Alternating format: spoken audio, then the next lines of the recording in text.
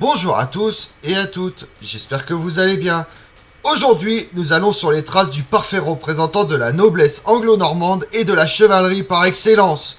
Guillaume le Maréchal demeurera toute sa vie le plus fidèle allié de la dynastie Plantagenet, servant tour à tour Henri II Plantagenet, Richard Cœur de Lion, Jean Santerre ou encore Henri III. Partons à la rencontre du meilleur chevalier du monde. Le meilleur chevalier du monde. De son vivant déjà, Guillaume le Maréchal était une légende. Il est vrai que, de guerre en tournoi, celui qui a servi tour à tour Henri II Plantagenet, Richard Cœur de Lion, Jean Santerre et Henri III, a connu un destin exceptionnel. Guillaume le Maréchal naît vers 1146, quatrième fils de Jean Maréchal de la maison royale et baron de Wiltshire, est un parfait enfant de la noblesse anglo-normande. Enfant pendant la guerre civile anglaise, il est envoyé vers 1158 chez le puissant cousin de sa mère, Guillaume de Tancarville, chambellan de Normandie. Il connaît là, en 1166, un avant-goût de la guerre, lors d'une échauffourée entre Normands et Flamands à Neufchâtel-en-Bray. Il y perd son cheval, mais il découvre aussi les tournois de chevalerie. Une fois son éducation achevée, il entre dans la maison de son oncle maternel, le comte Patrice de Salisbury. Il est à ses côtés en avril 1168 lorsque ce dernier meurt en Aquitaine dans une embuscade tendue par les Lusignans, alors qu'il accompagne la reine Aliénor d'Aquitaine, venue remettre au pas ses vassaux poitevins révoltés. Ce jour-là, Guillaume le Maréchal se distingue par son ardeur au combat, ardeur qui ne peut toutefois lui épargner une blessure à la cuisse et lui éviter d'être capturé.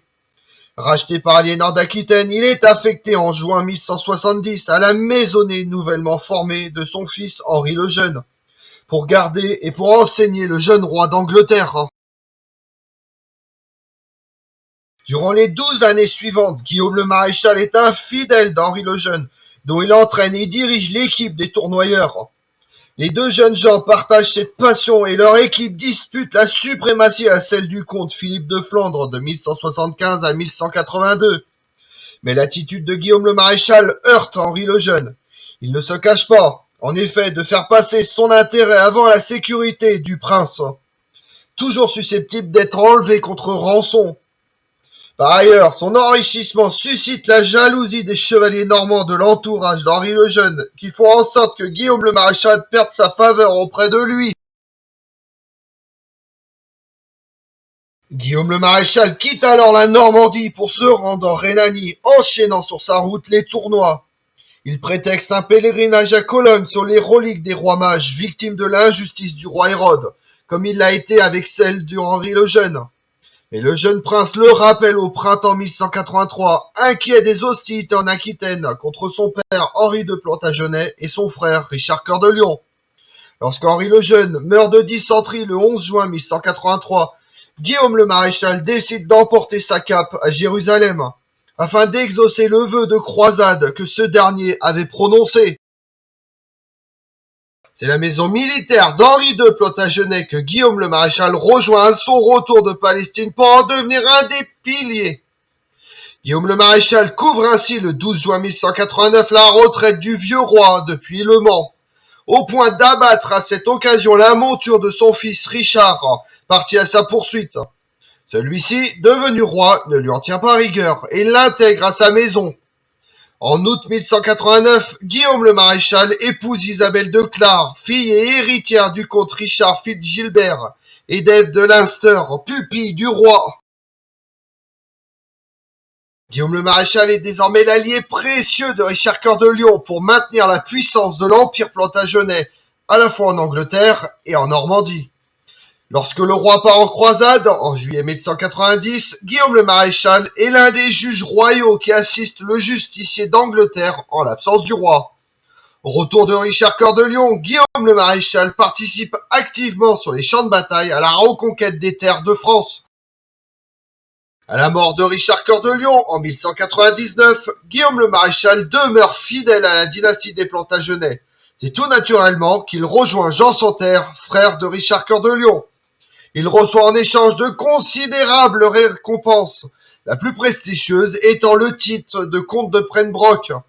Guillaume le Maréchal défend le duché de Normandie contre les armées de Philippe Auguste. En décembre 1203, il échoue à briser le siège de Château-Gaillard, assiégé par le roi de France. Il raccompagne en Angleterre le roi Jean, vaincu. Mais dès le printemps 1205, il perd la faveur royale. Il a en effet accepté de faire hommage à Philippe Auguste pour ses terres normandes.